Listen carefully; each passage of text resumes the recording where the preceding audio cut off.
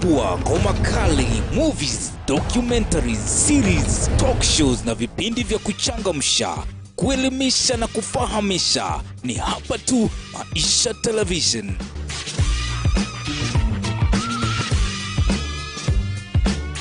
You're the best thing that ever happened to me.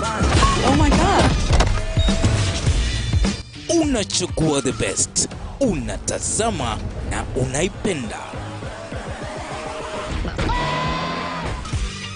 Kwa masuala ya afya, habari kemkem, ukulima, biashara, vipindi vya watoto, hapa ni moto.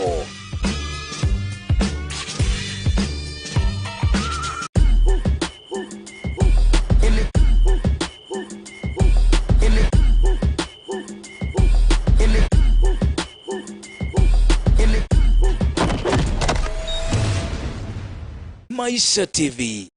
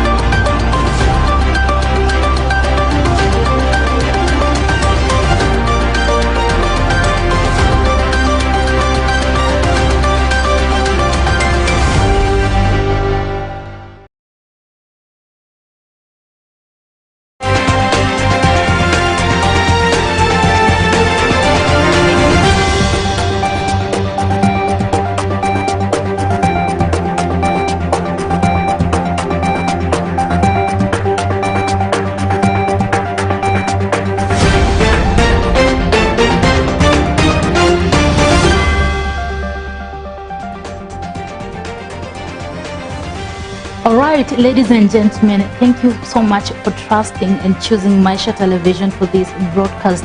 My name is Rida Tibet Kering and this is Maisha Prime News.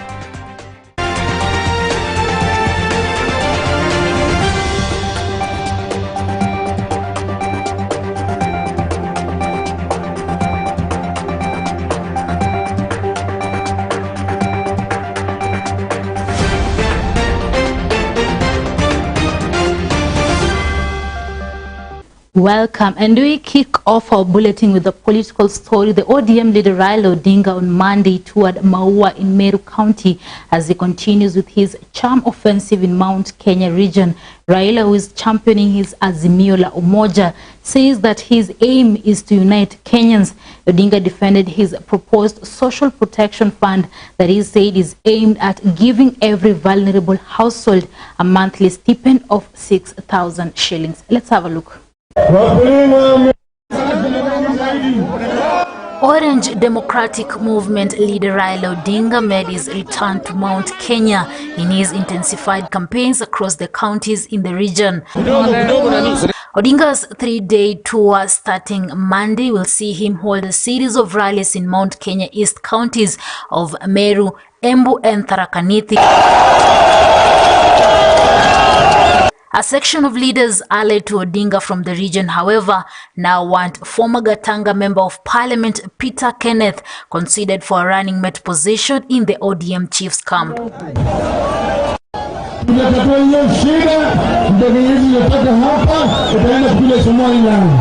Odinga, who has been on back-to-back campaigns touring 8 counties in 2 weeks, kicked off his tour in Lare town with a rally before proceeding to Maua town, Kianjai, and later held a public rally in Meru town. In his speech, the ODM leader promised Miraa farmers in Meru that he will secure markets for their products in various countries if elected president in 2022.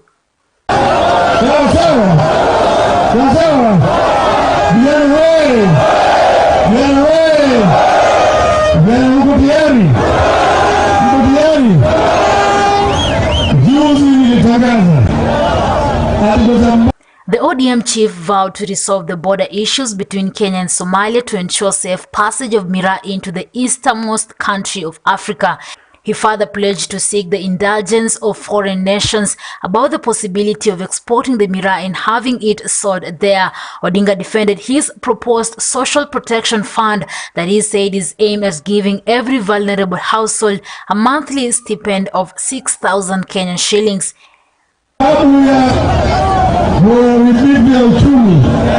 Uchumi unasheta, hali ya bukara ipo, eneo mwingine kuna shida, kuna watu hawana mapato, hata kwa eneo mwingine kuna ukame, mifugo zinakufa, mwingine hakuna maji, mwingine hakuna kazi.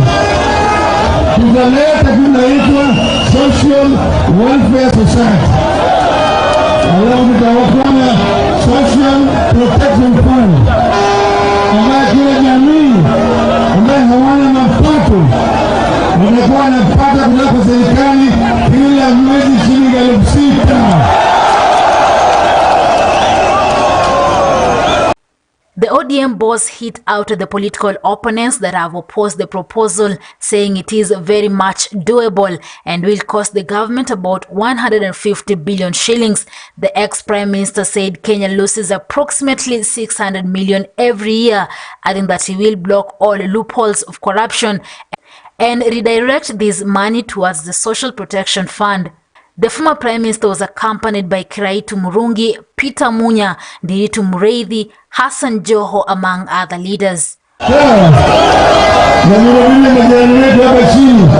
For Maisha Prime Maisha Television, I'm Rida President William Ruto on Monday toured the drought-hit area of Kilifi County and once again hit out at the ODM party leader Raila Odinga and President Uhuru Kenyatta on what he termed as replacing the food security agenda with the Building Bridges initiative. Antonio Sundo brings us the full report on this.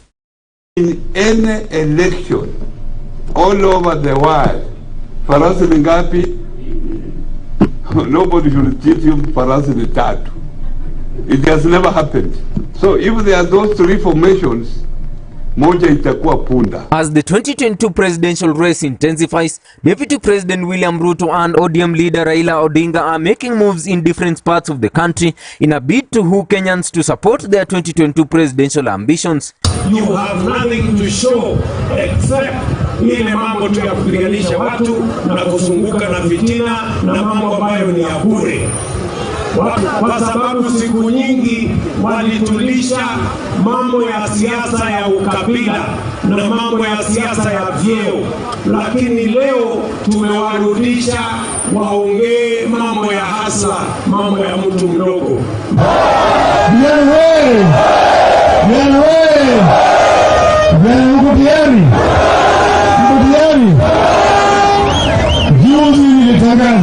Deputy President has been moving around the coastal region, an area which is perceived to be Raila's stronghold. Ninawauliza kwa heshima watu wa Kaloleni, wale tunashindana na wao wanasema wanataka wabadilishe katiba, waongeze mamlaka ya rais, waongeze vyeo ya viongozi, waongeze mamlaka ya viongozi kugawana. Sisi tunasema tubadilishe uchumi kwanza jameni. Ndio watoto wetu wasio na kazi tuwatafutie ajira. Ndio hawa kina mama wanaohangaika, kama si jua ni mvua, kama si mvua ni askari. During his political rally in Kilifi, the deputy president decried over political dishonesty, betrayal and hypocrisy, stating that there is a plot to derail his 2022 presidential bid. Mnakubaliana na wale wanasema tubadilishe katiba, tugawane mamlaka, tugawane vyeo? Mnakubaliana na wao? Mnasema tubadilishe uchumi kwanza? Mnataka tubadilishe katiba ama tubadilishe uchumi? Tubadilishe uchumi. Wangapi wanasema tubadilishe uchumi kwanza au tubadilishe uchumi kwanza? Kabisa. Kwanza tubadilishe uchumi, watoto wetu, vijana wetu. Vijana muko? Vijana muko? Vijana muko? Mbona sisikii sauti ya vijana? Vijana muko? Sikizeni nyinyi vijana. Mimi ninasema enzi ya vijana kutumika kwa vita vya kisiasa imekwisha. The second in command stated that despite supporting President Uhuru Kenyatta and the former Prime Minister Raila Amolo Odinga to ascend in power, he has been turned into a punching bag and labeled the master of graft. Hawa mashujaa watatu hapa tumeketi chini na wao tukasema tutaunda serikali pamoja mwaka ujao. Nyinyi mnakubali tuunde serikali pamoja na hawa wadosi? Mnakubali? Si nyinyi mnajua hawa walikuwa ODM? Si nyinyi mnajua mimi ndio deputy party leader wa Jubilee? Lakini tumekubaliana, mimi nitatoka Jubilee, hawa watatoka ODM, tutakutana UDA. Mahali ambapo tutajenga nyumba ya mahasla wote wa Kenya. Deputy President William Ruto, who is on a 6-day tour at the coast, met with over 700 aspirants from the coastal region and later met and empowered small-scale traders and boda operators in Rabai town, Rabai constituency in Kilifi County. Enzi ya vijana kupiga makofi na mayowe imekwisha. Nafasi ya vijana iliyo nayo sasa ni vile watapata ajira, wajisimamie, wasimamie familia zao na watusaidie kulipa ushuru tuweze kujenga Kenya. Vijana tunaelewana? Mimi nataka niwaulize vijana, tafadhali my friends, nyinyi ndio mtakaoamua kwa wingi wenu hiyo serikali ambayo tunaunda mwaka ujao. Na lazima upige kura kwa maslahi, usipige kura kwa mapenzi, piga kwa maslahi. Civil societies are urging the government to comply with the court judgment on the outlawing of Huduma cards rollout by ensuring thorough data protection impact assessment in accordance to the Data Protection Act of 2019. The consortium have claimed that the data impact assessment will ensure compliance of the law by addressing the risk of data breaches and intrusion of privacy. If the Huduma rollout will move forward, the activists are calling for process to be conducted in phases with a clear transition period to eliminate discrimination. We call on the government of Kenya to 1. Ensure a fully inclusive identification system. The government must ensure all Kenyans can access identification documents such as birth certificates and national identity cards prior to moving forward with Huduma number. If Huduma number is rolled out, it must be done in phases with a clear transition period to eliminate discriminatory treatment and expand access to documentation under the current system. Applauds court judgment during declaring Huduma cards illegal, calls for further reforms. On 14th October, the High Court struck down the Government of Kenya decision to roll out Huduma card due to violations of Data Protection Act 2019. The court found that the government had started collecting personal data from Kenyans without first determining how it will protect that data, and the government has not appreciated the import and the extent of the application of Data Protection Act with respect to collection of processing of data under the National Integrated Identity Management System, also known as NIMS. The court has compelled the government to complete a data protection impact assessment as required by Data Protection Act of 2019. Prior to processing of data or rolling out Huduma cards, as a consortium of organizations working on citizenship, identification, human rights, and data protection, we applaud this judgment and the enforcement of Data Protection Act by the courts.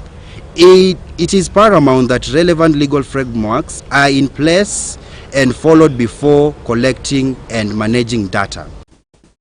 And ODM leaders in Siaya County have refuted claims that ODM party had already set preferred candidates ahead of the party primaries come next year.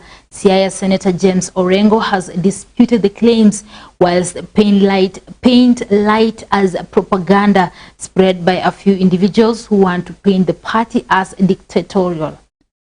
Na sisi tunaomba Wakenya wote waingie kwa azimio ya umoja.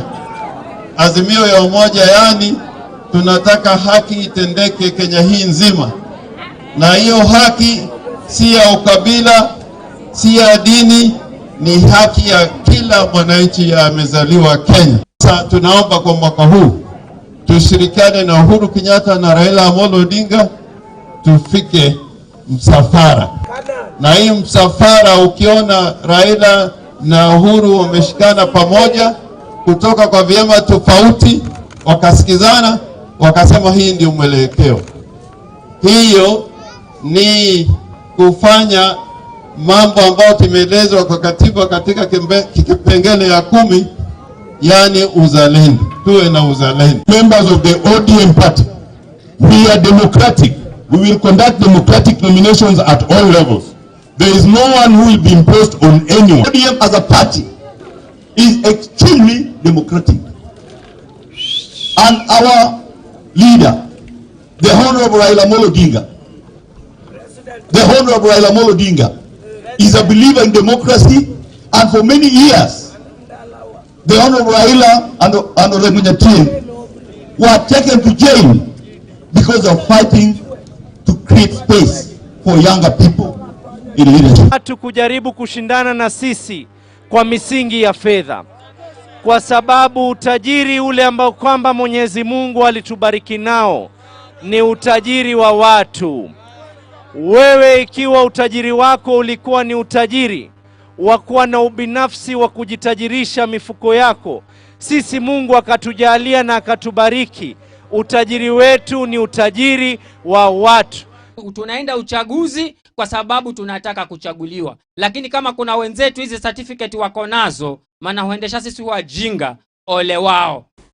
Religious leaders and members of the political divide have changed tact to address low voter registration turnout being recorded in Nakuru County. The church in Nakuru is now threatening residents they will miss out on crucial church facilitation for failure to register as voters. Voter registration apathy continues across the country despite calls for Kenyans to take advantage of the month-long registration window that kicked off on a fortnight ago.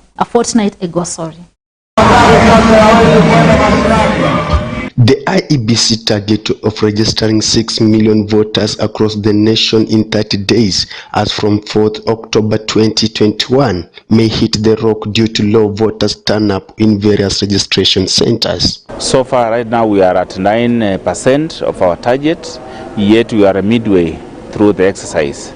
So there was need for us to call all the stakeholders so that we can work together as a team to attain our main target.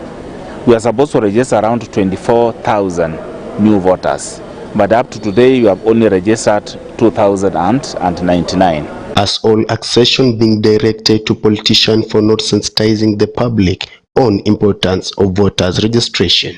And this is the exercise wa chama ingekuwa inafanya exercise. Sasa the little kuras ile tupigana kama ile ya 2017, the 7 million which were voted and everything, itagawana na chama 500, itakuwa nini hiyo? It's a shame. Lakini anytime when you are in management, tunaamini when you are a manager, utapanga, utachua maneno ya kufanya planning, utafanya maneno ya supervision, utafanya maneno ya coordination, and you also do evaluation and monitoring. Those things have been lacking, and we are saying we do not want to blame anybody, but we want to go on ground, formulate strategies, implement those strategies and evaluate them. Despite the religious leaders abolishing the politics in places of worship, some of them have taken the mandate to advise the public on importance of voters registration. Kwa hivyo kama unataka tukusaidie, chukua kura na uchukue kura hapa Nakuru, either east or west, lakini around ndio ninaweza kunegotiate. People are sick because wakati wa shida kama hii hawapati msaada unaostahili, unaofaa kwao kutoka kwa serikali. Wako na shida, wanalala njaa, Na wakati wako na shinda hizo, kodi zinaongezwa usiku na mchana, and nobody cares.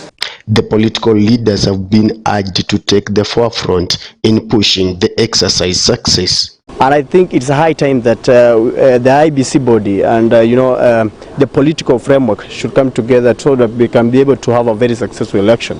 I also want to say that we have been talking about voter registration. My appeal is, and I want to beseech young people who are outside there, let us take the obligation as our own. Let us come in big numbers and be able to register as voters of this country. For Prime News Maisha Television, I'm Philip Simi.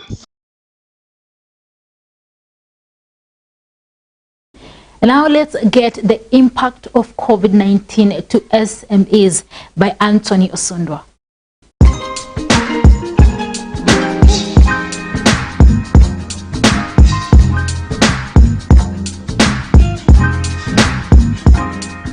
The negative impact of COVID-19 pandemic has escalated countrywide, especially on the business sector. Venye corona imekuwa, baada pesa hakuna.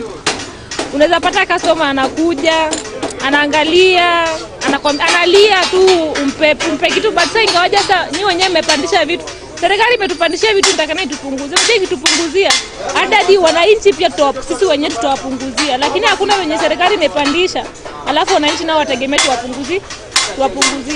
Wataelewa tu hapo. Lakini corona kweli imetuleta. Hapo watu ongea hata. Following the tough measures such as curfews, lockdowns, masking among others imposed by the Ministry of Health to curb its spread. To the public and leaders to continue to observe the measures that have been advocated as critical COVID-19 prevention measures. We all know them: face masking, observance of social distancing in public places, and of course continued hand washing with soap and water or sanitizing. We met Susan Wekesa, a small-scale trader selling grocery at the Moi streets in Bungoma town, Bungoma County.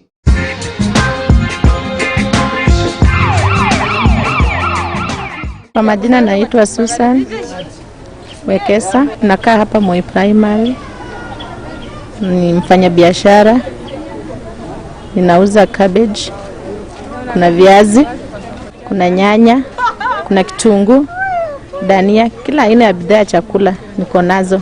Biashara yangu hii nilianza ilikuwa 2012 na kutoka nianze ndio biashara iko na challenge, lakini sijapitia zile changamoto za kukosa biashara kwa biashara yangu sana. Huwa najikakamua at least siwezi kosa kazi mahali hapa.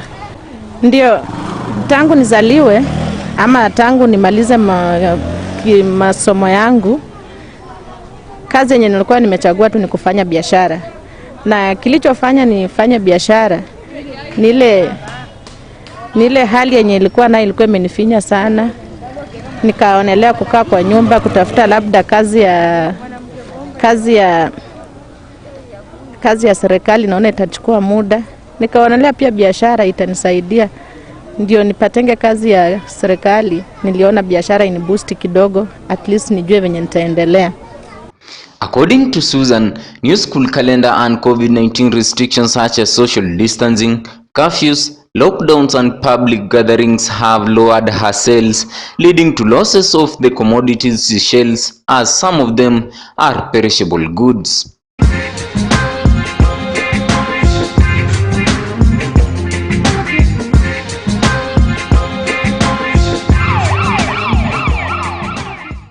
Mambo na COVID-19 hiyo imetuadhiri sana. Kitu cha kwanza, wale wateja wenye tulikuanga nao wakikuja kutunulia chakula hapa sokoni, sahi hawapo. Ni kwa sababu gani? Pesa imekuwa ngumu sana kwao. Alafu COVID-19 imefanya watu wengi hawanunui chakula kwa sababu gani?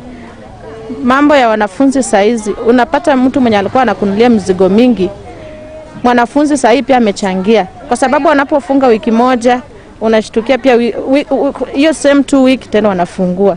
Sasa unakuta yule mteja mwenye alikuwa anakunulia mizigo atachukua tena muda kuja kuchukulia.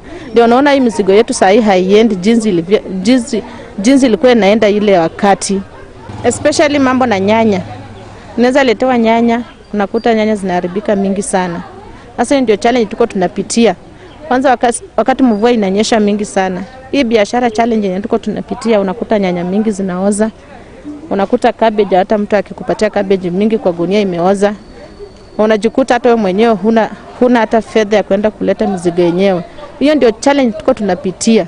Mvua imekuwa mingi, mizigo inaharibika. Kuja kwa upande wa viazi wanatuletea waru yenye imeharibika. Sasa hiyo pia challenge yenye tuko tunapitia katika maisha.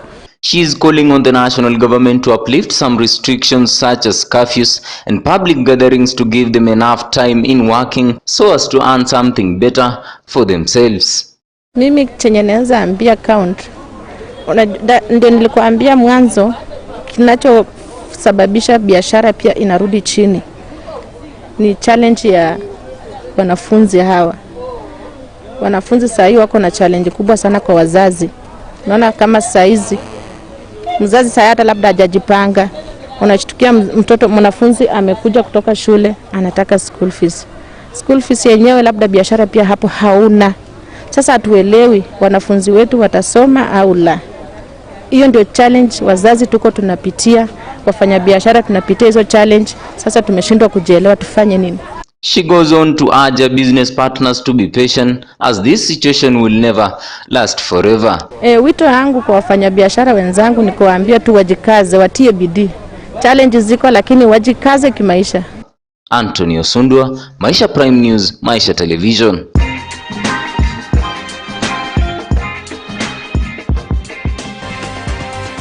Alright folks, that's all you had for Maisha Prime News. My name is Rida Chibet Kering, and after this, Philip Simiu and Antonio Sundo will be coming out with TV Sasa.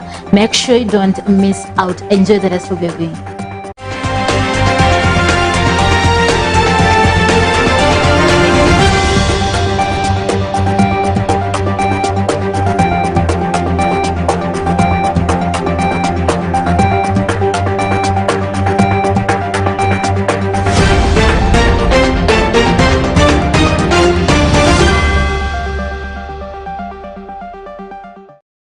Good morning. Good afternoon. Good evening. Good evening. Robert Moore is live at Hannesburg. Barcelona is live from Damascus. We're on the doorstep. For Maisha TV. For Maisha Prime News, Maisha Television. For Maisha Prime News, Maisha Television. Trusted news, trusted sources, trusted dissemination of information.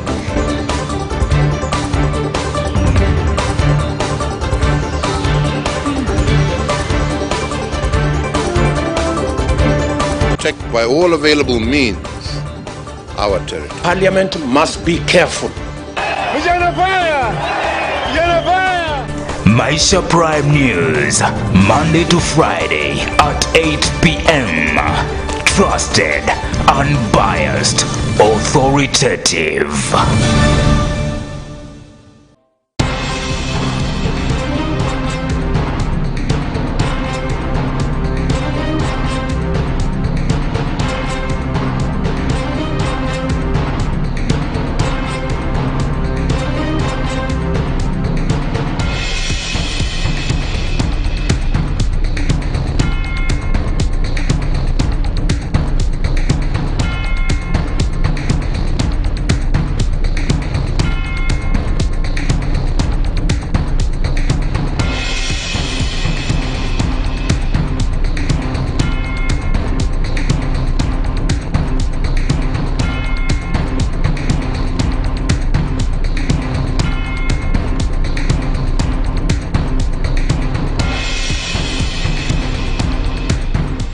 Na mpenzi mtazamaji, karibu ndani ya Kisasa, kipindi ambacho nakienzi, kipindi ambacho kinatoa suluhisho kwa jamii.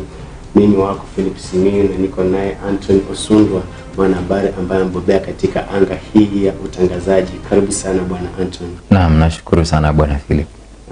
Na mpenzi mtazamaji, kabla tujaendelea, unaweza kufuatilia mjadala kwenye mitandao yetu ya kijamii, Facebook na YouTube Maisha Television Kenya, Twitter na Instagram @Maisha TV KE. Na pia unaweza piga simu ama kutuma ujumbe kwenye 0746 999 841. Na kabla tujaendelea, wacha tukapata hivi sasa mashinani.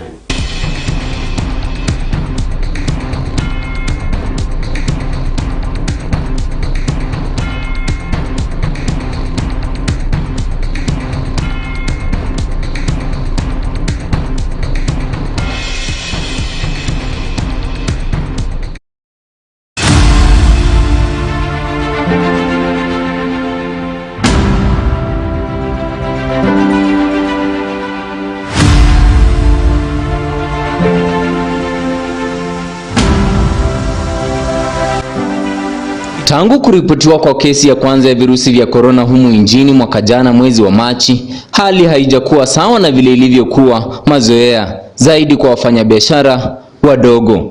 It is important that we continue to remind the people to adhere to the strict COVID regulations that have been given. Kuwekwa kwa vidhibiti mbalimbali ili kuzuia msambao wa virusi hivi kama kafyu, kuvaa barakoa, kupunguzwa kwa idadi ya watu wanaohudhuria hafla kama vile mazishi na harusi zimeathiri kwa sana wanabiashara wadogo, kwani muda wa kufanya kazi umepungua na pia gharama ya kununua bidhaa kama vile viyeyuzi na barakoa imewaongezea hasara katika biashara zao.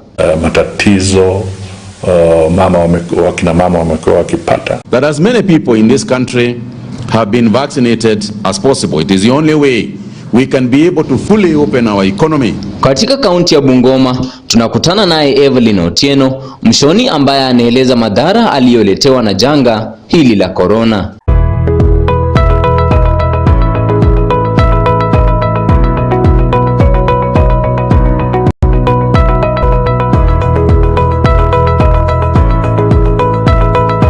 Mimi naitwa Evelyn Otieno. Nimeanza tu hii mwaka Januari. Venye nilijifunza tu hii nikaona hii ndio nitawezana nayo. Kulingana na hii corona venye ilikuja karibu ndio naona bado iko chini. Kabla ijaingia ilikuwa at least bado tulikuwa tunapata patako, lakini venye iliingia biashara yenyewe ikakuja ikakuwa ni customer. Material iko, customer ndio inakuwa ngumu.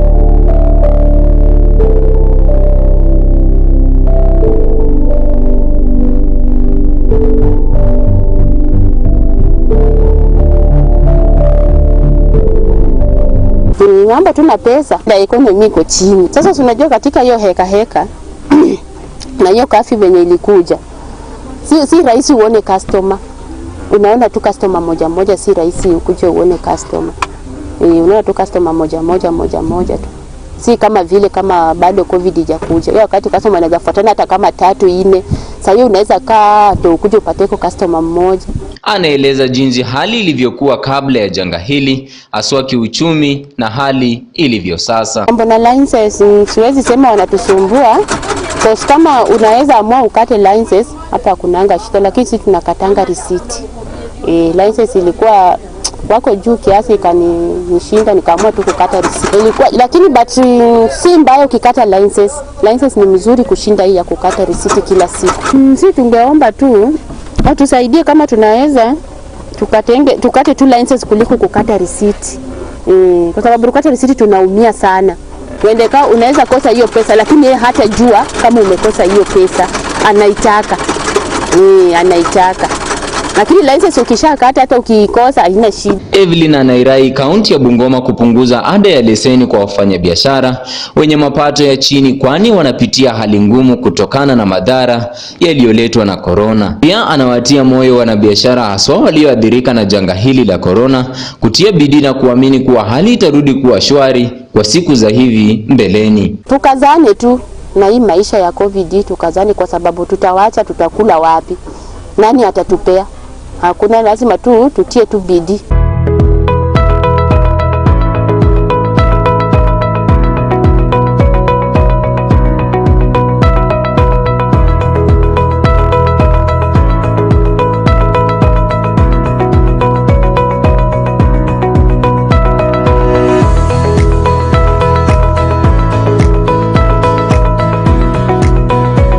Tangu ujio wa COVID-19, wanabiashara wengi wamekuwa wakilalama kuhusiana na vile vigezo ambavyo vimewekwa na Wizara ya Afya ili kudhibiti msambao wa COVID-19 kuenea hapa nchini.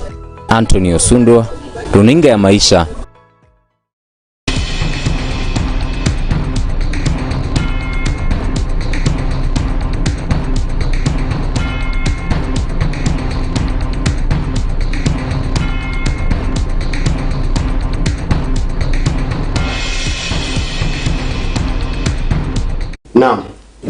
Bwana Anthony, ni swala ambalo linazidi kuibua hisia sana wakati ambapo naona nchi inaendelea, wananchi wa Kenya wanaendelea sana kutatizika na hali ya uchumi kupanda, kuzoroteka, ambapo kila upande, kila sekta imeweza kuathirika sana na hili janga la corona, ikiwemo sekta ya biashara, sekta ya utalii, sekta ya usafiri. Kila aina ya sekta imeweza kuathirika na hili janga la corona, haswa vile vidhibiti ambavyo viliwekwa na Wizara ya Afya ili kuhakikisha kwamba hili janga la corona linaweza kudhibitiwa. Tunapata kwamba wanabiashara katika mji wa Bungoma wakiongozwa na huyu Evelyn wanasema ya kwamba wameweza kuathirika sana na hili janga. Unaweza sema ya kwamba ni nini ambacho kinasababisha? Na ukiangalia tangu nizaliwe hali imekuwa sawa. Lakini COVID-19 ikakuja ikaingia kidogo kabla ya 2020 na baada ya 2020. Utaangalia ni life type mbili. Acha niseme life type mbili, manake before 2020 mwezi wa Machi ndio COVID-19 ingie, hali ilikuwa sawa, nchi ilikuwa imefunguliwa. Ukiangalia biashara watu walikuwa wanafanya, wale wa kufanya biashara usiku walikuwa wanafanya, wale wa mchana walikuwa wanafanya bila restrictions zozote. Lakini saizi COVID-19 ikaingia mwezi Machi, hadi saizi restrictions zikawekwa, kuna zile curfews, kuna social distancing, kuna lockdowns, kuna zile sanitizing, kuvalia barakoa, kuna ile intercounty na intercountry movement restrictions. So ni kulemaza, hata niseme hali ilikuja ikakuwa lemavu sana, hali ililemazwa na zile restrictions. Na ubidi tumeona ya kwamba wananchi wa Kenya waliweza kumbatia hivi vidhibiti ambavyo viliwekwa na Wizara ya Afya, lakini ni athari mingi ambazo zimeweza kuletwa sana na hivi vidhibiti. Hata tuseme shingo upande, ilikuwa ni kama shingo upande, manake government ikisema na sisi wote kama wa Kenya tuko chini ya hiyo government. Hiyo government inaongozwa na law constitution ambayo tuliipigia kura si wenyewe. Sasa ikituathiri lazima tutufuate. So ni shingo upande, kwa na lolote la kufanya. Hazikuwa haki, ni masharti, si haki. Ni masharti. Kuna ile tofauti kati ya masharti na haki. Ile kitu ambayo kinaitwa sharti ni lazima tu. Law. Hiyo sasa ndio law kwa lugha ya Kimombo. Hiyo ni law. Sheria. Lazima tu ufuate. Alafu hata si ile inaitwa command. Yeah, hiyo lazima tu ufuate. Sasa kama curfew ni command. That's a command. Lazima tu ufuate. Kwa hivyo Wakenya waliamua tu wafuate, ni kwa sababu hawana lile la kupinga, kwa sababu lazima tupigana janga la corona. Na tunapata ya kwamba baadhi ya sekta zimeweza kuathirika jinsi nimeweza kueleza hapo awali. Na tunapozamia sawa kwenye sekta ya biashara, tunapata ya kwamba imeweza kuathirika katika hali ya juu katika kila upande. Tunapata ya kwamba gharama imeweza kuongezeka. Tunapata kwamba mama alipokuwa anapeleka pale mboga pale sokoni, yeye alikuwa kazi yake kupeleka kuuza, kila ambacho amelipata kidogo anarudi nacho chumbani. Lakini sasa hivi anapouza zile mboga zake lazima hakisha kwamba mahali ambapo yupo ana maji ya kunawa, ana viyeyuzi, ana barakoa. Unaona? Kwa hiyo imeweza kuongeza gharama sana ya maisha, hasa kwa wale wafanya biashara wadogo. COVID-19 imetesa wana biashara wadogo. Ukitembea huku nje, wale ambao wanaanza biashara na wale ambao pia walikuwa wana sustain biashara ndogo, small scale traders, tunawaita small scale traders, wamepata wacha tuseme wamepata pigo kubwa, kwa sababu ukiangalia maisha yao ya kila siku, chakula chao cha kila siku, watoto wao wasome, ile fees ambayo walikuwa wanalipa, ukiangalia walikuwa wanaicongest hapo kwa zile small scale trading systems ambazo walikuwa wanafanya. Lakini zile restrictions zikakuja zikapiga, ukiangalia ule mpigo mkubwa sana ambao ulikuwa ni ule wa small scale traders, manake hao ni wanabiashara ambao mtu ambaye akona duka kubwa nejali maybe anafungua saa 2 asubuhi, anafunga saa 12 jioni ama saa 1. Lakini ukiangalia wale small scale traders ni wale ambao ile saa 12 asubuhi maybe amefanya kazi kuanzia saa 11, amekuwa anauza stage zile town kubwa kubwa nini, ama ile saa 1 jioni ndio sasa anachukua za ule mwelekeo aende kazini. Na pia unapopata kama akina mama hiyo wakati wa saa 12, ndipo unapata wengine wanatoa katika vyumba vyao wanakuja kuanza kuuza kama mboga. Kuna wale wana biashara wa mtura, wale vijana ambao wanauza kahawa usiku. Unapata kama huo ndio wakati ambapo wanajitokeza ni kwa ajili ya kufanya biashara zao, lakini biashara zimeweza kulemaza. Wengine hata wameweza kupoteza kazi zao. Ni kwa sababu ya biashara. Unapata wengine wanakuambia hapa nilikuwa nafanya kazi 10 lakini sasa hivi nimesalia. Hilo jambo limesumbua sana, maana yake ukiangalia hata ofisi ya kotu wazimamizi wa workers waliweza pia kufuatilia kwa ile jambo kidogo, lakini likakuwa litra make sense. Maana yake pia ukiangalia zile restrictions za COVID-19, ile social distancing, hebu ulikuwa katika jengo dogo lakini uko na wale workers wengi na wote wana earn living hapo. Na COVID-19 restrictions, Ministry of Health imekuja imesema lazima uko na social distancing. Ukikaa uko umbali wa mita 5. Ilikuwa ilianza na mita 3, ikakuja 2.5, ikakuja 1.5, saizi ni 1. Baadaye wamerudi kawaida pale kwenye matatu wako sawa sawa. So ukiangalia zile restrictions ilibidi most of wale employers wapunguze employees, manake autamanageaje hiyo social distancing uko na watu 30, maybe hotel yako ni ndogo na uko na workers 30. So ilibidi tu wakate. Alafu kumbuka huwezi ambia customer ya kwamba ketu kule nje kwanza ni hudumia. Katika hoteli nyingine hawezi kuhudumiwa na mtu mwingine, na hapo tutakuwa tunapoteza wale wateja wao. So hiyo kitu ilikuja ikaleta losses. Ilileta losses mingi sana kwa wale small scale traders, manake immediately una follow zile restrictions. Unajikuta uko unapoteza some customers. So customer turn up ikikuwa low, basically pia ni income yako pia inaenda low. Naam. Na tunapoangalia kumekuwa na swali ya kwamba tutasuluhisha haja ya mambo. Unaona? Hakuna suluhu kwa suluhu ipo. Economy suluhu ipo. Ni pesa ngapi za serikali ambazo zimeweza kujua? Ndio nakwambia hakuna haya mambo ya baadhi ya projects ambazo the government yenyewe ilianzisha, lakini unafika tu mahali nasikia kwamba project fulani imetengenezwa fulani. So suluhu inaweza patikana kama government itaamua kuwa serious. Maana yake government ikiendelea kuweka hizo restrictions, na tumeangalia government inaweka pesa, inahifadhi pesa zao katika project ambazo acha tuziite living dead project. Yani project iko lakini ishakufa. Lakini ilikufa haitaenda pahali, lakini unaangalia government inaendelea kuinvest ndani. Government imeinvest pesa ngapi katika hii project ya BBI? 19 billion. Na acha tuseme hiyo maybe tu ni approximate. Inaweza kuwa hata more than hiyo 19 billion. Lakini at the end of the day hiyo BBI imefutiliwa mbali, iko unconstitutional. Hizo ni pesa za mwananchi ambazo zinataka zikuje zikaweze kumtoa katika hali ambayo yako ndani. So na imagine hiyo 19 billion ya BBI, hiyo government ingebeba hiyo 19 billion ama more than hiyo 19 billion ikuje iweke kwa kitu kama Nzoia Sugar Factory ama Mumia Sugar Factory, ama waanzishe plant ikue kule Siaya, ikue wapi, waanzishe plant ambayo inaajiri wale youths, iwape kazi waweze kufanya hapo na waweze kupata some sort of income kutokana na ile plant. Yani I'm just imagining of such.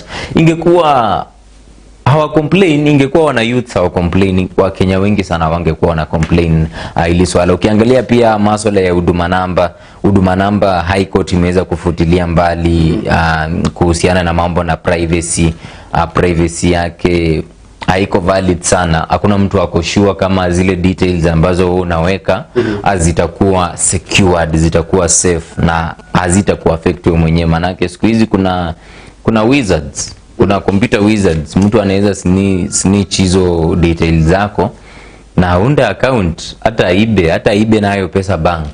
Na unajua kama ulipeana kila kitu. Na wewe ulipeana kila kitu. So hauko sure kama uko ya ile huduma namba iko that safe. Maana yake haikoti kafutilia mbali. Azile ukiangalia pia hiyo huduma namba kulikuwa na ilikuwa 14 billion ama 10.6 billion. 10.6 billion invested in huduma namba project. So hizo ni 10.6 billion and more. Na hali mwananchi analia. Siwa kutu tumia hesabu 10.6 billion plus 19 billion plus. Unapata 29.6 billion plus. Hizo 29.6 billion. Wakenya ni wangapi? Wakenya tuko 50 million plus. 50 million plus. 50 million plus. So tuseme tukiendelea kusanya zile projects za gava ambazo zimekufa. The main two. BBA project and the Bungoma project. That's 29 plus billion. Hiyo ni all halfway, imepita halfway number of wale wa Kenya. Because tuko 50 million plus. So tuseme tuongeze project kama 4-5 hivi zingine ambazo zimekufa ziko na 10 billion, 6 billion nini. Tuongeze hapo tutarealize gava ina spend over 50 billion zenye zinakufa. Na tuko 50 million plus, si ndio? So waseme hiyo 50 million wape kila Mkenya. Kila milioni moja ya Wakenya, group ya milioni moja iko valid kupata 1 billion ya hiyo pesa ya gava ambayo inakufa. Hawangekuwa wanaweka kwa zile project ambazo zinakufa, wangekuwa wanatupea si kwa mfuko. Ukiangalia 1 million people wangekuwa wanapata 1 billion. Si ndio? Alafu unaona wamezi zote wanasimamia attorney general wa serikali Paul Karibunara. Lakini attorney general kazi yake shwali, ukiangalia sasa attorney general akanafanya nini? Si anatetea serikali. Sasa amewin case gani tangu aanze kutetea hiyo serikali? Amesimamia BBI, imekufa haijakufa? Ilikufa. Hata kwanza ilikufa, si ati imekufa. Amesimamia huduma namba, imekufa haijakufa? Bado iko kotini. Ai. Hata BBI bado iko kotini. Na pia kwamba wakati anasimamia hizi cases pale kotini, analipwa. So pia tuchukue hiyo pesa yake yenye analipwa. Najua si yeye peke yake. Plus na group yake yote tuchukue zile pesa pia tuongeze, kwa hiyo utarealize inakuja 60 billion. Hiyo 60 billion karibu tunatosha 100k kila mtu. Waamua wape kila kijana 100k, kila mama 100k, kila baba 100k. So azitaisha kwamba serikali yenyewe ndiyo inachangia sana kwa mahangaiko ambayo Mkenya anapitia. Kuna pesa, serikali iko na pesa. Kenya pesa ziko. Hawataki kuwa questionable. Lakini pale hizo pesa zinaenda, miradi ambazo hizo pesa zina sponsor ndio kidogo naona kama ni shida, lakini ni serikali hao ndio wasimamizi wetu na lazima pia siku zote tuwa respect. Hawezi respect ili hali tumeweka pale wakatusimamia sisi kama Wakenya. Ni Wakenya wangapi ambapo sasa hizi hawana kazi? Wengi sana. Hivi wanaendelea pale kupiga domo ya kwamba tutapeana kazi kwa vijana. Watatumia pesa gani? Wanaendelea kulia ya kwamba deni la Kenya linaenda kufanya nini? Kupanda. Kila siku madeni yanaenda kupai. Tumekopa mahali fulani kusimamia hii. Tumekopa mahali fulani kusimamia mambo na corona. Tumekopa mahali fulani kutafuta zile vaccines kwa Kenya. Ili hali kuna pesa za mwananchi zimetumika kiholela. Shida. Hilo jambo linaweza leta shida nyingine kubwa sana, manako ukiangalia hizo pesa zinaonekana kwa uwazi zipo zinatumika, lakini pali nafaa Wakenya walie sana zinatumika kwa miradi zipi? Ni miradi ambazo zinatujenga sisi. Cha pili, wewe unapotoa wazo ya kwamba we want to invest in this, have you consulted the stakeholders? Umeulizia kwamba koti, je, mnakubali? Sheria inakubaliana hili? Ndio. Cha pili, ujue ya kwamba the one ambaye anasimamia hizo miradi yule ambaye ana direct, sababu as the leader, president wetu Uhuru Kenyatta as the leader, yeye anafuata miradi ikiendelea. Lakini sasa legal advisor hata ifai tulaumu Prezo hakutu sawa. Nani anaongoza taifa? Prezo ako sawa. Is it the legal advice? Prezo ako sawa. But before Prezo pia aseme now it is this and this, lazima pia consult advisory committee. Asa nani ndio leader wa advisory committee? Attorney General huu Kariuki. So yeye ndo kubeba msalaba. Inabidi ya bebe misalaba zote, maana yake ukiangalia wakati ya huu mradi wa BBI uliweza kutupiliwa, ambao alisema ya kwamba rais na yule kiongozi wa upinzani ambaye sasa hivi si kiongozi wa upinzani sijui yuko wapi, lakini Rao baba wanasema kwamba hao wakaweza kugaramika kurejesha ile pesa BBI. Hiyo sio ikanyamazia. Mbona hao question ya kwamba the Attorney General bwana Paul Kariuki akaweza kufanya kurejesha pesa?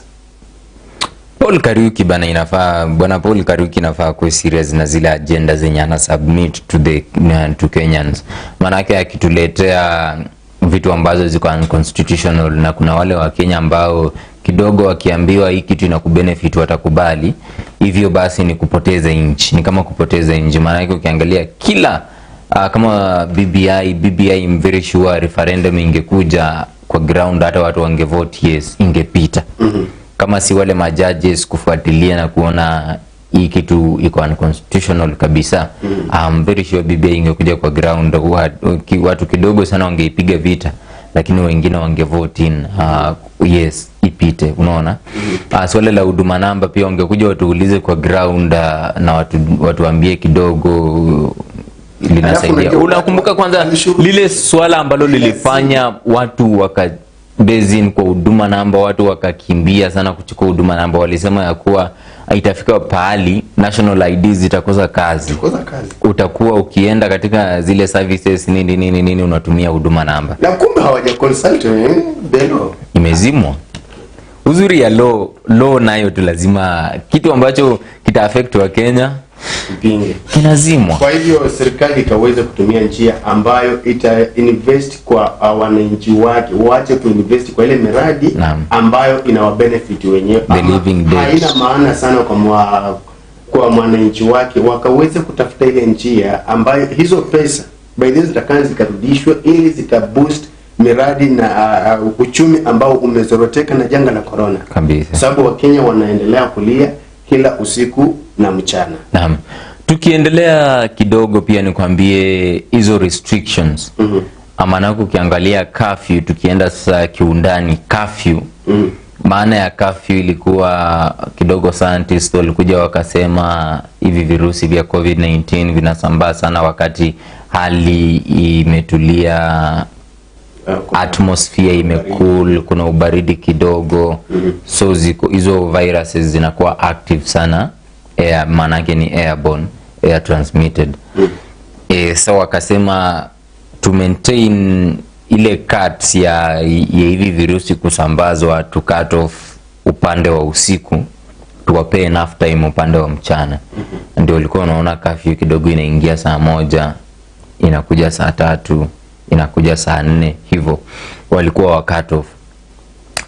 Cut off si kitu mbaya, ni vizuri, manake government hapo imeonyesha inajali wananchi wake, haitaki aswa ule msambao ulete shida sana. So lazima ikileta restrictions kama curfew haiko na positive mandate about it. Lakini saa hizi tumekuja tumeona curfew inapunguza muda wa wale traders, wale business people, wale economists, wale watu ambao wamekuwa wanatumia ule muda kujipea income kidogo. So umekuwa reduced vibaya sana, maana yake curfew ya 7 na mdogo ni saa 2 usiku, ni kama umemcut off. Social distancing ile tumesema workers walikuwa like company imeinvest workers 30, unakuja unaanza kusema social distancing, watu wakoe kidogo, watu wasijae sana. Unaona some workers inabidi wafutwe kazi. Unaona vitu kama sanitizers even ndio VAUs, alafu masks, inaitwa barakoa. Naam, ukiangalia hivyo vitu vimeongeza budget. Mimi kitambo ilikuwa na spend, nikienda kazi najua niko naenda kuspend 30 bob ya fare, maybe 20 bob ya breakfast, 20 bob ya lunch, 20 bob ya maybe uji ya saa 10 nikifunga kazi yangu saa 12 nirudi katika nyumba. Unaangalia saizi inabidi niweke 50 bob kando maybe ya kiyeyuzi ama sijui na kuanga so moja. Nimeweka 10 bob kando ya mask. Kwamba last for long that ya 10 bob. 50. Na tuseme pia umeongeza 50 bob. So at the end of the day umespend kitu 130 140 kwa kiyeyuzi na barakoa. Na ile hali pesa za wananchi zinaendelea kuharibiwa. Naam, sasa hapo ndio tumeona kuwa hali ngumu, economy imepanda. Wanapolia ni ukweli kitu ambacho wanalia. Naam, serikali inahitajika sana ikasaidia wananchi wake, iwache kuinvest kwa zile projects ambazo inafika mbele zinasimamishwa na hakuna yule ambaye anazifuatilia.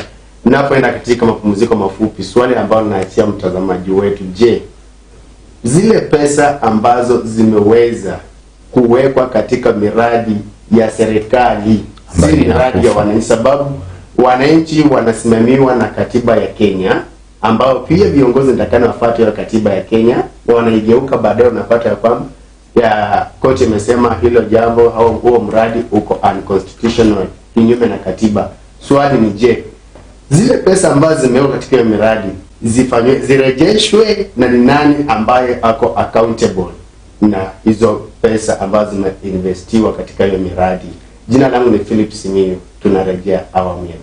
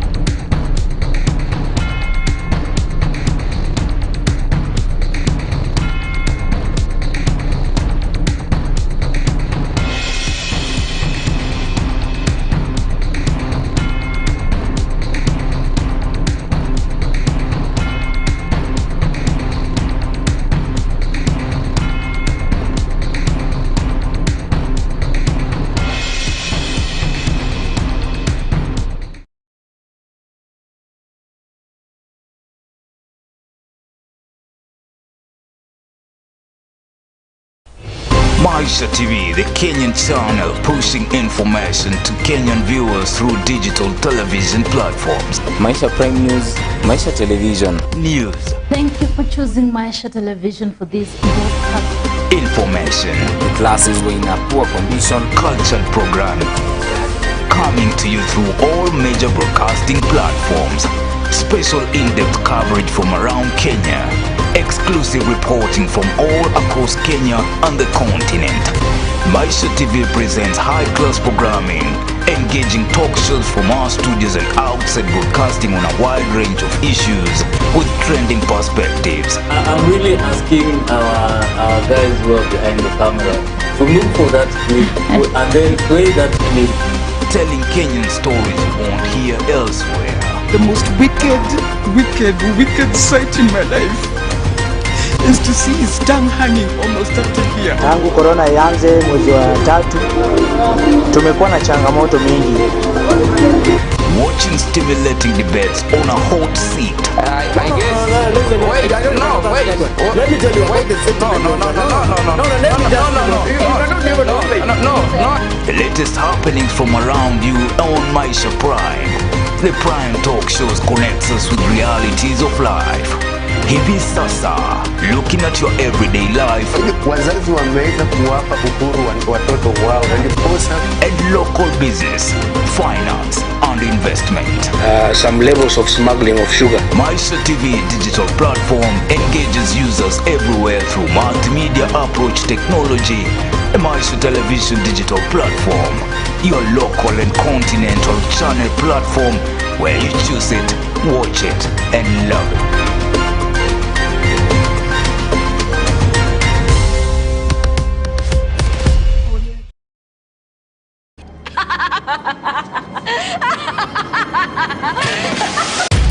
On your knees.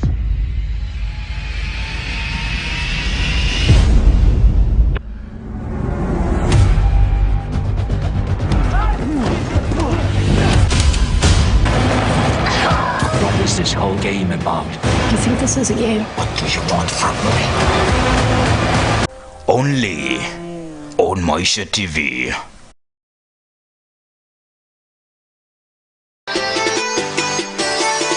Local news should live to your expectations.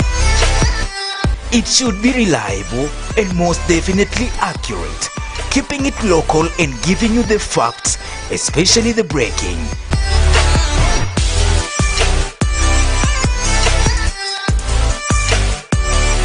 That's why at Maisha Television Kenya, we value, we inform you, educate you and advocate for your views. Trusted news, trusted sources, trusted dissemination of information. That's why there is nothing more important to us than getting it right. Maisha Television News, we are here for you.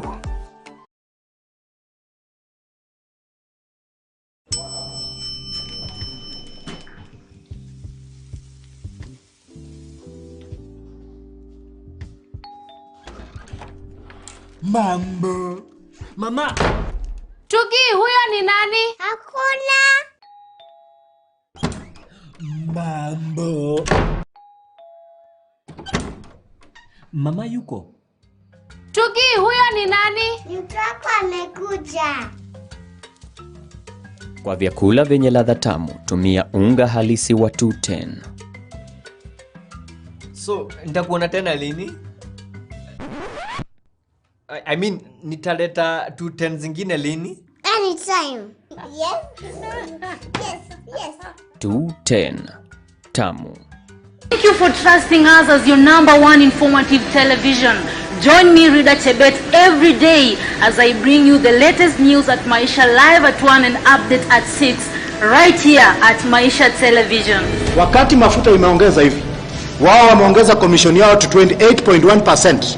I have a visual disability, yes, which has been with me for a long time. No, I'm asking the second part. Swala la utovu wa nidhamu limezua hisia mseto nchini.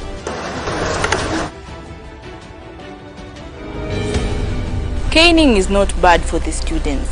Juu hata sisi wazazi wetu walikuwa natuadhibu tukiwa wadogo when we were growing up. We are now more organized than ever before. Indeed, this is the fastest growing television in Kenya. At Maisha Television, we are impartial and independent. The presidential election of the 26th October is hereby upheld. Every day, we create distinctive professional programs, content which inform, educate, and entertain. If the money has been approved, then it should be disbursed on time. We go an extra mile to let you know of all that is happening around. Wawe smart, wawe wasafi. We make it easier for you to access information, a right provided by the Constitution. This is where your opinion counts.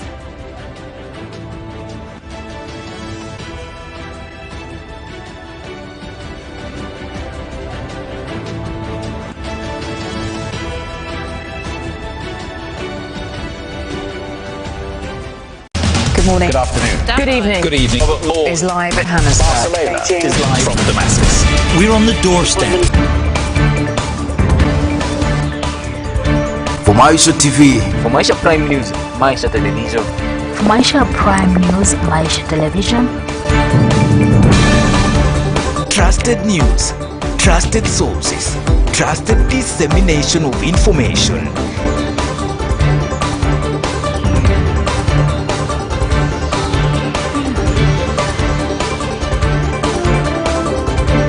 Check by all available means our territory. Parliament must be careful. Maisha Prime News, Monday to Friday at 8 p.m. Trusted, unbiased, authoritative.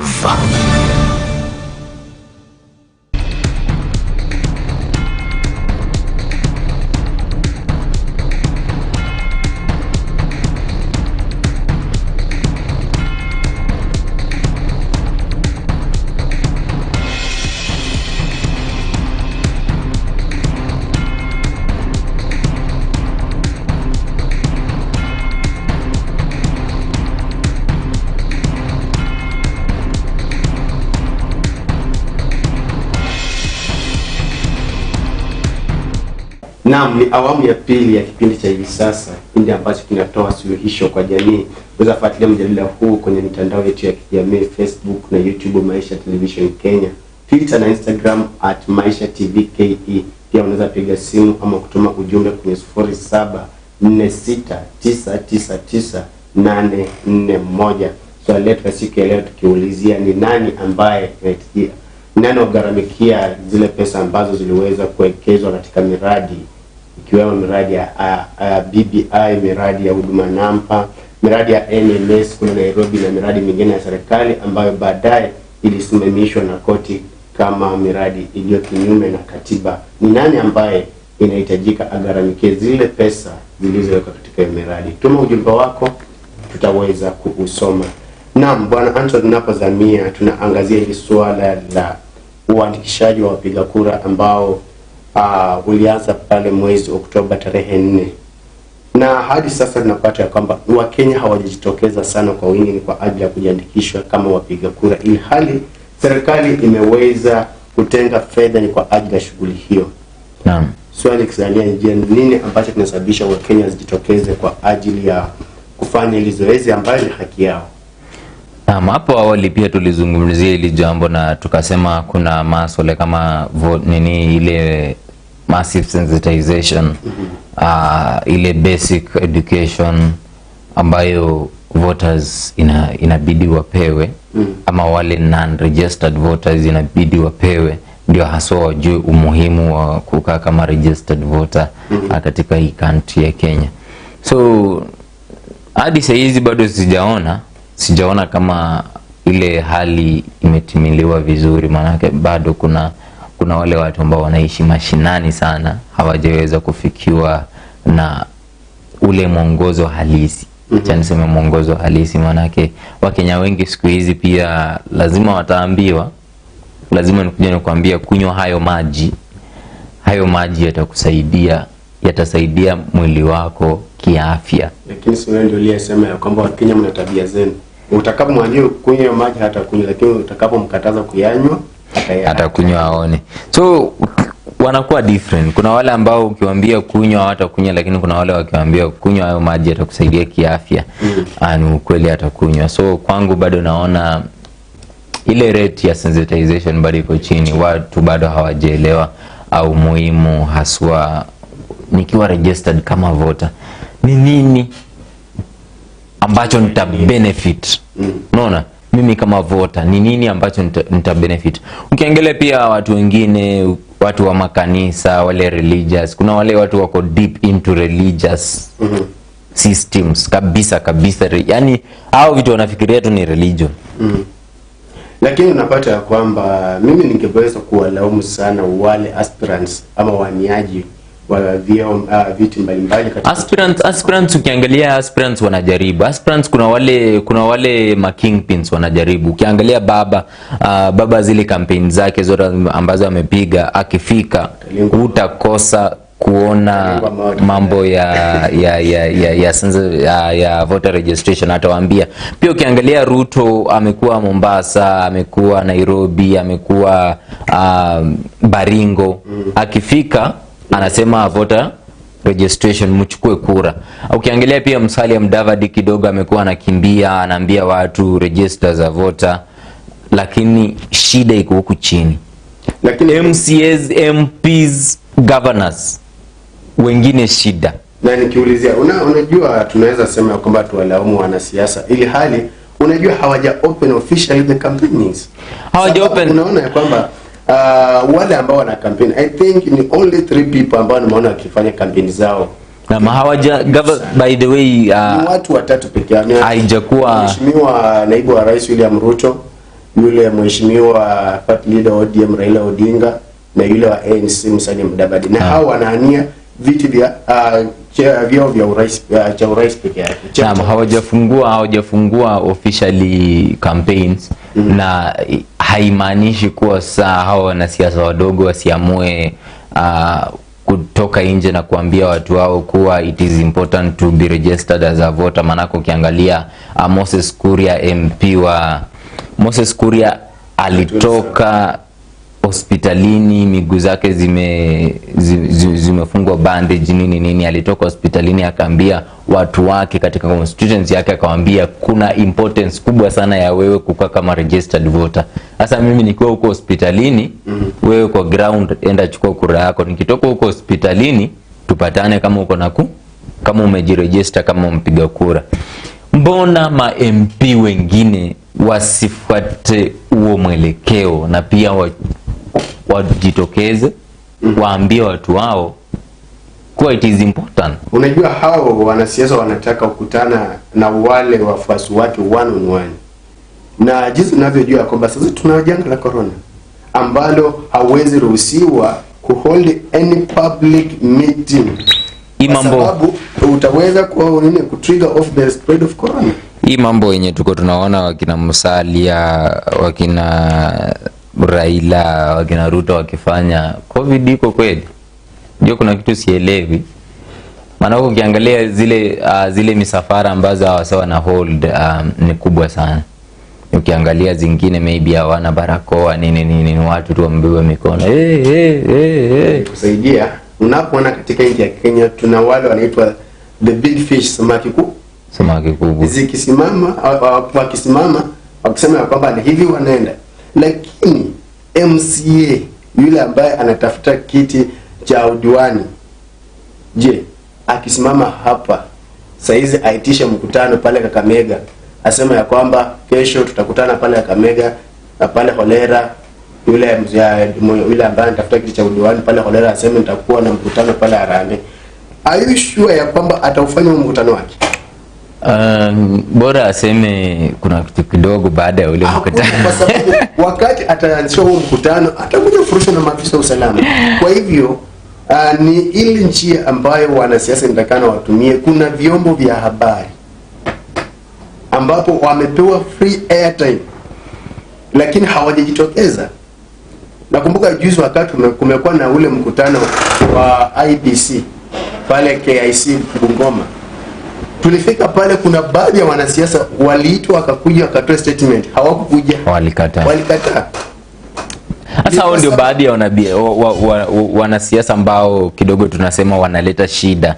Maana yake ukimuuliza mbona usikuje ukatoa press uambie tu wafuasi wako kuwa register kama voter, kwa sababu ukisha register kama voter utavote in the better person mwenye ataenda mbele kukurepresent na kupigania haki yako. Ni wapi ambao hakuna msimamizi ama the representative wa msimamizi wa studio ama station yoyote chochote cha habari?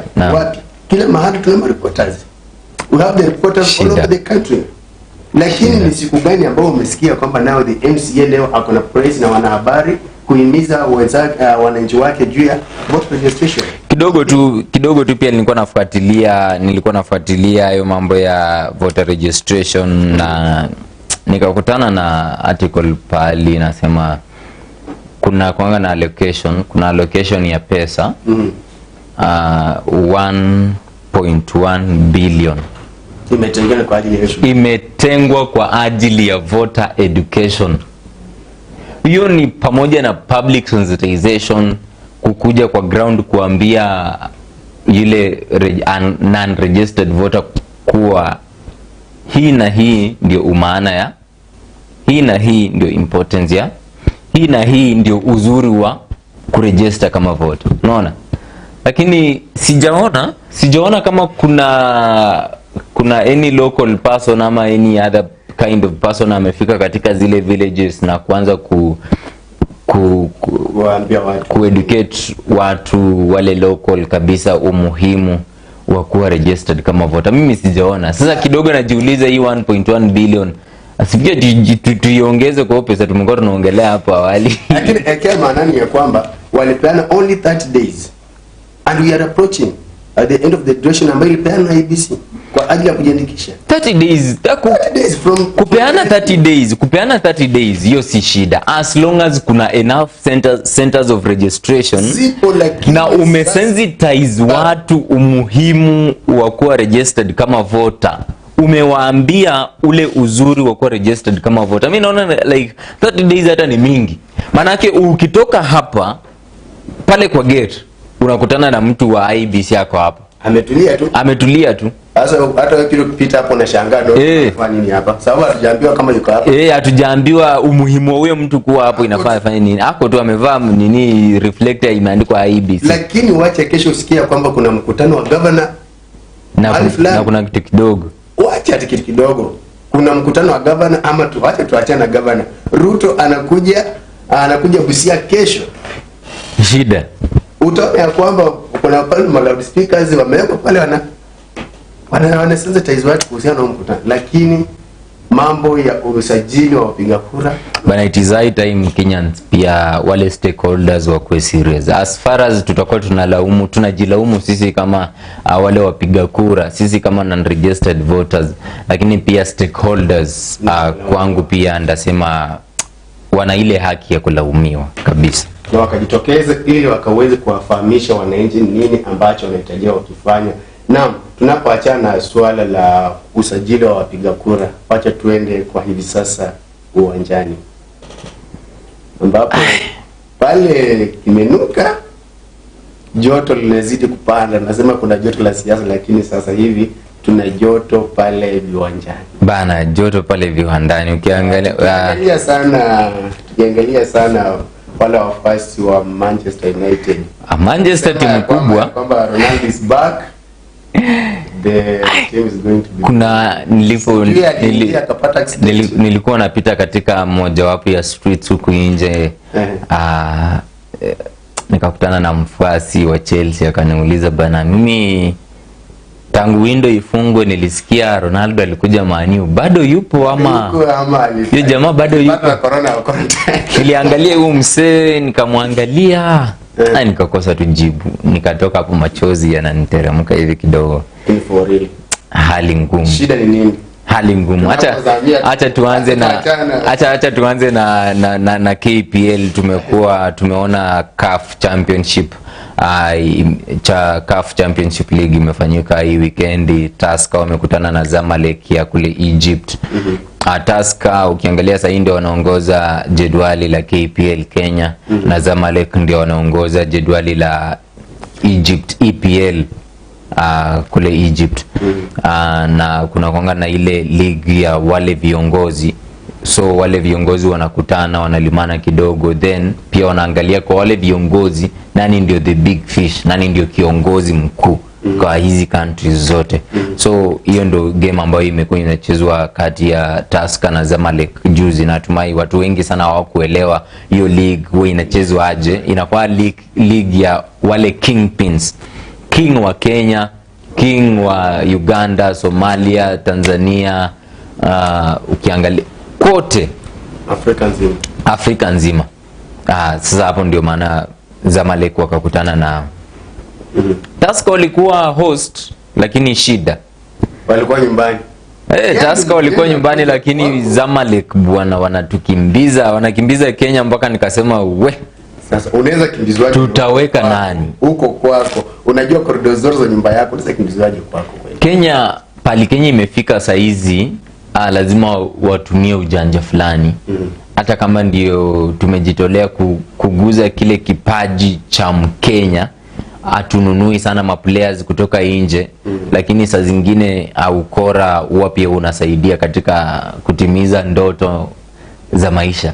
Ukora pia saa zingine unahitajika kidogo. Tusker ukiangalia mchezo ambao Tusker wamecheza ni mchezo sawa, shida tu kidogo pale mid. Hakuna mtu mwenye analeta zile aerial balls. Ukiangalia strikers ni wale watu ambao wanatamani sana wangekuwa wanapata zile aerial balls, wangekuwa wanazitumia katika hali ya usawa, lakini zile aerial balls haziko.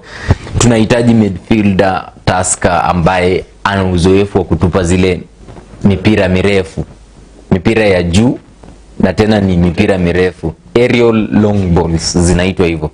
Kwa sababu ukiangalia zile tikitaka za chini kidogo, zile ukipatana na mkabaji defensive midfielders na pia wale ambao wako strong kidogo, watakumaliza na zile short passes.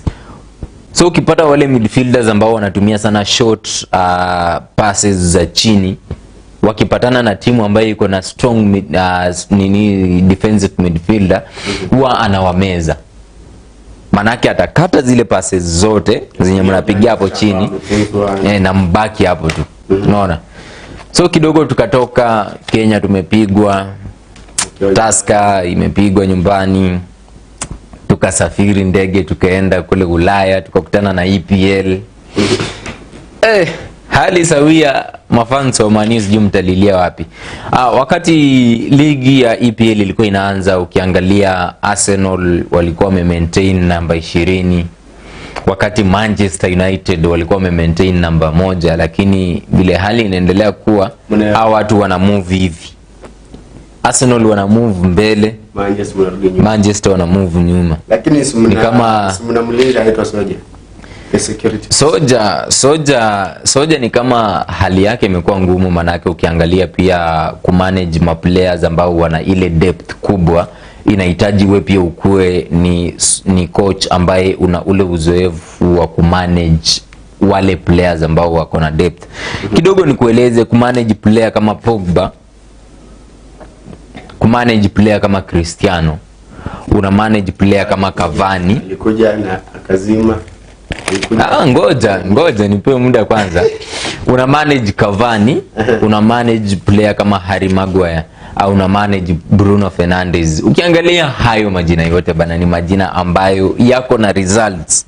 Lakini uliza Soja sasa, hii results ziko wapi? Anaamua anapanga Matic na Pogba katika mid, Bruno anamweka attacking, ameweka Pogba na aerial, ameweka Pogba free roll, ameweka Matic defensive. Hao wote ni defensive midfielders. Ni kama umepanga defensive midfielders wawili, huyo msemo mmoja umemwacha attacking. Bruno siku zote anafikiria attacking, hayuko kama ukiangalia akina Pulisic wa Chelsea, ukuje uangalie kidogo akina Xhaka Arsenal. Xhaka ukiangalia Arsenal ni player ambaye anakuja kukaba na tena anaenda kuattack. Bruno hafanyi hivyo. Bruno anakaa anatafuta chembe, anatafuta zile njia za kuattack apate ile bao. Ukiangalia umewaweka na watu ambao wako slow, defensive midfielders kama Matic ni mtu ambaye ako very slow.